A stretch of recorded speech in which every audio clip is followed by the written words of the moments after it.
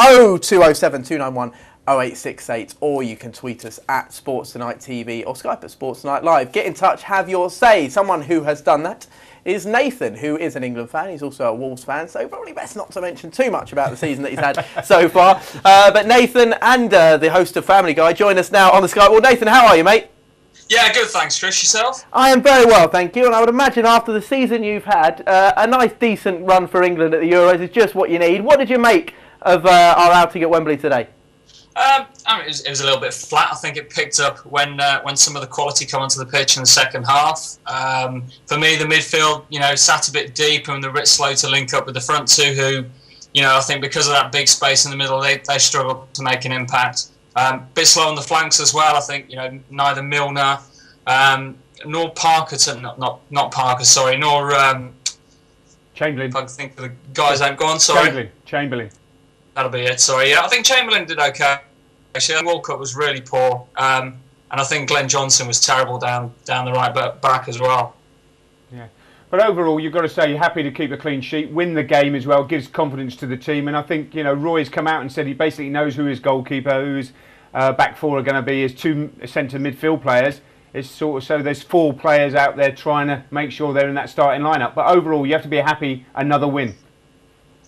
Yeah, I think another clean sheet, another win. I think the Belgians were very slow to, very, very pitter-patty football, but didn't really make an impact. And I think, they didn't really get the ball in the box very quickly. But yeah, from our perspective, a little bit uninspiring, but it's a solid win, and we can build on it going into the Euros. You say uninspiring, Nathan. I look at the clientele that are available to us. Certainly, at the moment with the injuries, there's not really that many players who, certainly in that lineup, can affect a game in that way. The only way we can play is with the players we've got, which is soaking up the attack from the other team and trying to catch them on the break. So, how inspiring can they be with that squad we've got?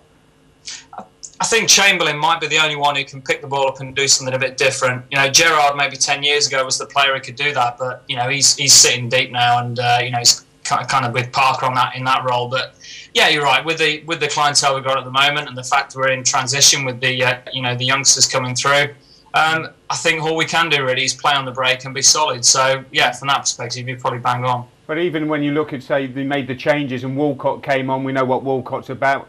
Rooney came on, obviously Defoe came on, and you have to say that Defoe hasn't played much this season. He should be very fresh, should be fighting for that place with Welbeck. And you have to say then, does he play Young wide if Rooney comes back in the team? It gives him a few options, but are we going to score enough goals to go as far as we want in this competition? Yeah, I think Defoe's a bit unlucky not to be starting a bit more regularly. I think, certainly for Spurs, but for England, I think he's always a player who's going to get you goals. He got, a dozen under Capello.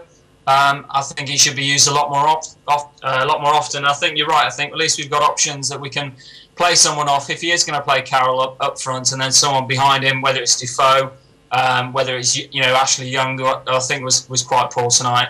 At least we have got options for those first two games, before Rooney comes back. So.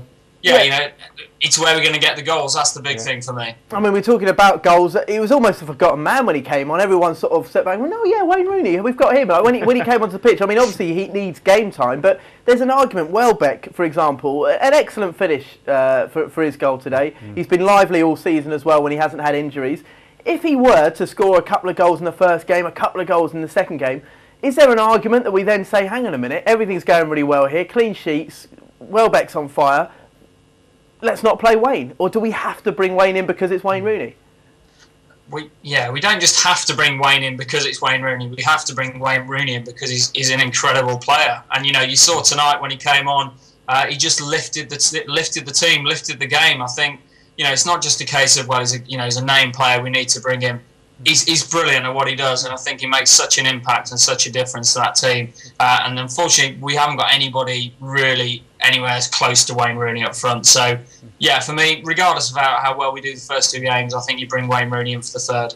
Yeah, but you played Wayne Rooney in the third with Welbeck up front if he's scoring the goals, because that's how they play for Man United, got that understanding. And then you'd have to say, well, does Young play in a wider position, or do they interchange? And I think once Wayne Rooney's available, we get through, it gives Roy a lot more options than he's got at the moment, because Wayne is such a good player and he can find that pass, he can work back, he can drop into a midfield position if you want, where the likes of Young aren't disciplined enough to do that. Defoe can't do that either. Carroll can't do that either. So you're stuck with what you've got. I mean, the question I'm making, I suppose, more is that, yeah, Wayne did give a lift when he came on because he's Wayne Rooney and England always expect him to do well. I wasn't that impressed with his performance. I know he didn't get a long time, but he didn't set the world on fire for me. And I just think sometimes, why change a winning team, regardless of who's... Well, I have to say it's a really interesting point, because if you look, Wayne hasn't played that much recently. He's had a break. He's not going to play in the first 2 games anyway. He needs time on the pitch. And I thought his touch when he came on wasn't up to the standard that it normally is. Then he got into it a little bit. But he's not going to get minutes on the pitch, so it's going to be a risk in that 3rd game to throw him in from the start if you really do need him. Would you echo those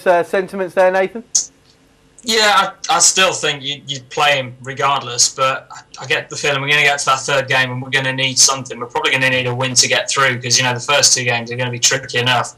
But for me, I just don't see anybody else really good enough to keep Rooney out the side. I might be wrong, but, you know, I don't think Carroll or Defoe are really going to get enough goals to keep Rooney out. And I think he's a game changer. And for me, you know, the way that Hodgson plays, you know, he's likely to play a 4-4-2. We know that. You know, he's not really a 4-3-3 or 4-5-1, whatever you want to call it. So he's going to play 2 up front, which for me would be, at the moment, I think it's going to be Welbeck and Rooney for that 3rd game. But who knows? You know, those 2 games could prove me wrong. Someone could grab a hat-trick and be completely indispensable, but I think you'd switch Young to the wing when Rooney comes back in. I'll take that any day of the week next time we speak to you, for us to have had a hat-trick and us dancing around that living room of yours. Listen, Nathan, nice. Absolute pleasure to talk to you, mate, and good luck to England. Are you wearing the classic England top there as well?